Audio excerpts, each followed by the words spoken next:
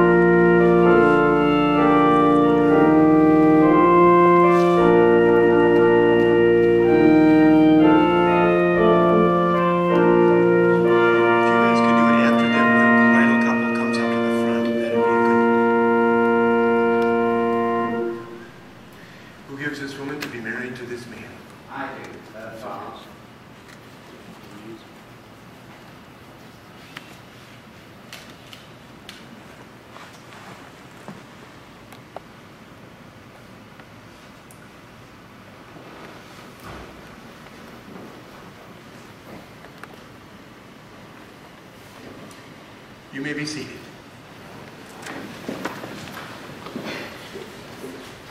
On behalf of Steve and Diana, welcome to St. Mark Lutheran Church and to their wedding. I would like to ask a couple of things. First, if you had a cell phone, would you please turn the cell phone off? And secondly, if you brought a camera with a flash photo, if you could not take flash photos during the worship service. But, however, and this is the best angle you're going to get all day.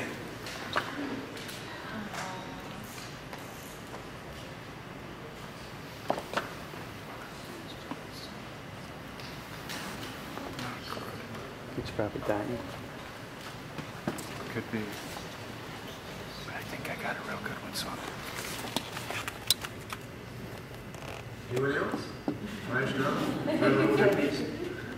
I think we're done. I don't know if we're looking at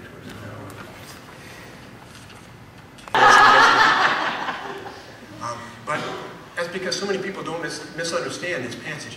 It doesn't begin there. The topic sentence of the passage in Ephesians 5 starts out, husbands and wives, submit yourselves to each other out of reverence for Christ. It's not a one-way deal. It's not an either or. It's a both and. The great American myth is that marriage is a 50-50 proposition. You know, that if I give 50% and if my spouse gives 50%, that'll make 100% and that'll work.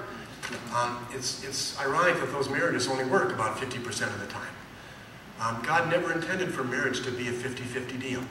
God intended for marriage to be a 100-100, where you submit yourself to the other, you serve the other, you strive to meet the other person's needs out of reverence for Christ.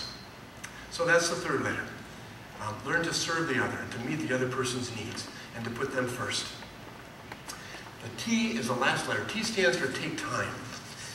I don't know what your calendars look like, but I'm guessing they look a little bit like mine in the respect that you don't have a lot of extra time lying around wondering how am I going to kill off all this time.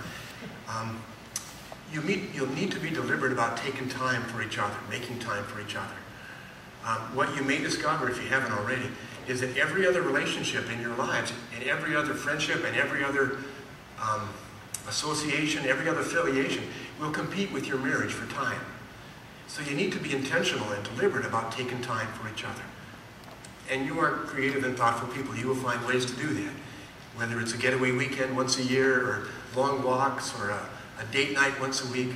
But you need to be intentional about taking time for each other. I had a colleague who used to say, you got to tend your love garden, which is what old married couples so often forget. You know, they take each other for granted.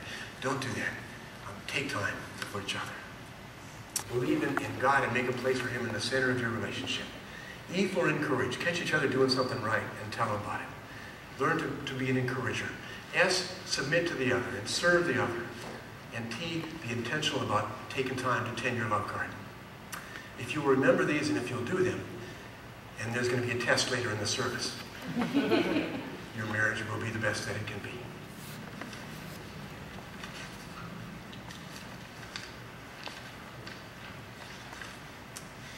The Lord God in his goodness created us male and female, and by the gift of marriage founded human community that begins now and is brought to perfection in the life to come. Because of sin, our age-old rebellion, the gladness of you, Diana, to be my wife, from this day forward, to join with you, and to share.